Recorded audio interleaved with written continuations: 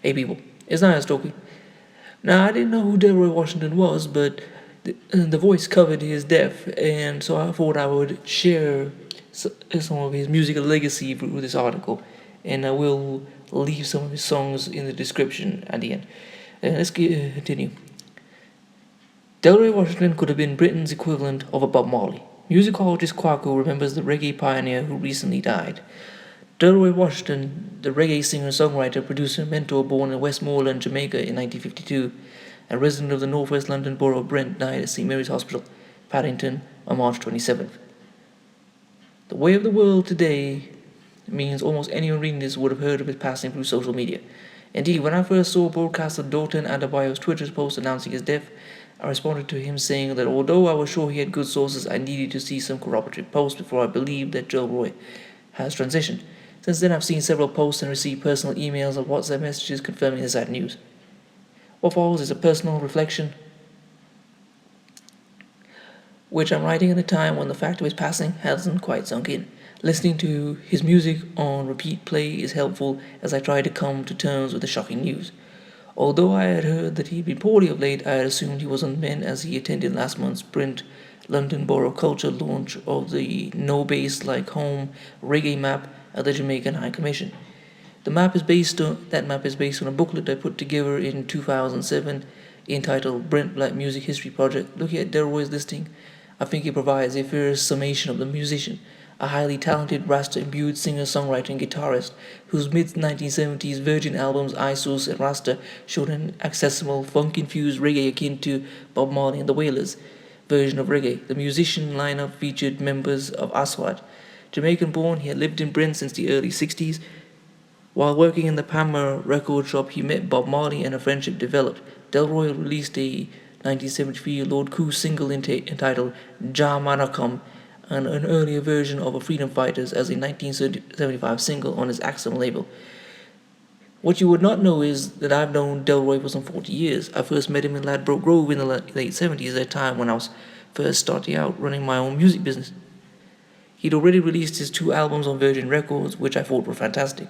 His albums had the same kind of blues rock flourishes which helped cross over Bob Marley and the Wailers. Indeed, 2 of the guitarists who produced the Wailers' blues rock flavors, Al Anderson and Junior Marvin, played guitars on Delroy's albums. I believe Delroy had the songs and sound that could transform him into Britain's equivalent of a Bob Marley. Transition. I eventually became Delroy's manager for a short period. At the time, pop newspapers such as Melody Maker and NME were taking reggae seriously, and I couldn't understand why that transition wasn't happening. I recall one of the key rock press reggae correspondents was down with his music. I was informed she was in attendance at Delroy's gig at Bouncing Ball in Peckham. Although we used to hang out at Virgin Records' old HQ at Vernon Yard near Portobello Road in Ladbroke Grove, I never understood why Virgin did not pick up the option for further albums by their only UK-signed reggae artist.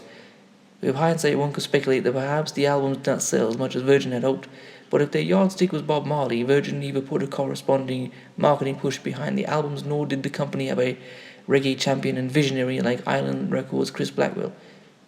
Of course, soon after, Virgin started the Reggae Specialist Frontline label, but this was confined to only Jamaican reggae records. Our loss is the fact that Delroy never had the opportunity to release further albums. However, I think the best way to remember him, especially as most of us have extra time on account of the current coronavirus stay-at-home directive, is to get onto your favorite online platform and listen to his albums, Isos 1976 and Rasta 1977. Re-listening to the albums has reminded me of his great songcraft. When I first met Delroy, Rastafari had not yet become as commonplace as it is today. However, within a short period of coming into contact with Delroy, one could not help realizing how serious he was about the Rastafari faith.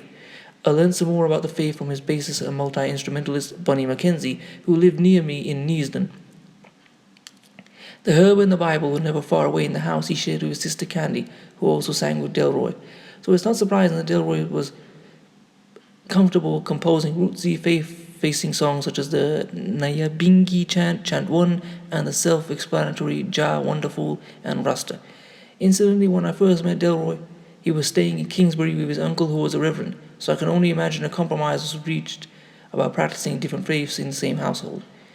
For an African man whose music had him operating in and out of Halsden and Ladbroke Grove, then hotspots for social unrest, it is not surprising that Delroy's music covers conscious commentary that speaks to the African British youth experience. In 1977, the only British reggae acts I could think of with albums released on mainstream record labels articulating the generational strife led by African youth in their homes, unemployment, police misuse of sus laws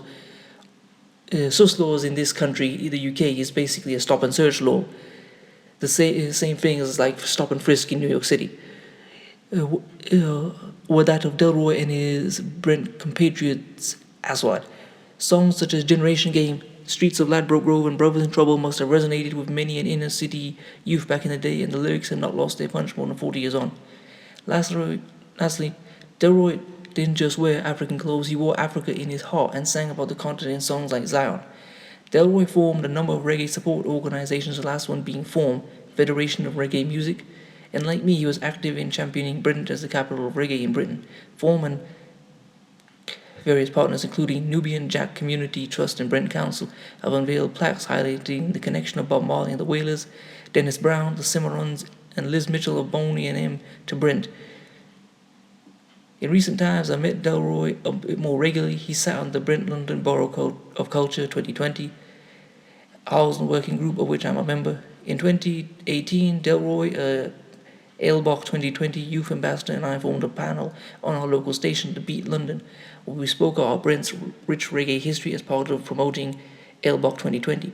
And at the close of the year, Delroy, reggae journalist and broadcaster Mandingo, and I represented a Brent posse on a on a radio panel on the University of Westminster. The panel had one half Londoner, Neil Mad Professor Fraser, and was moderated by Michael Riley. It must be said that undoubtedly Delroy not only had huge knowledge about British reggae and black music, but also played a role in some of that history. So invariably he had a way of not only telling the history, but also making sure you knew his centrality, whatever the topic was.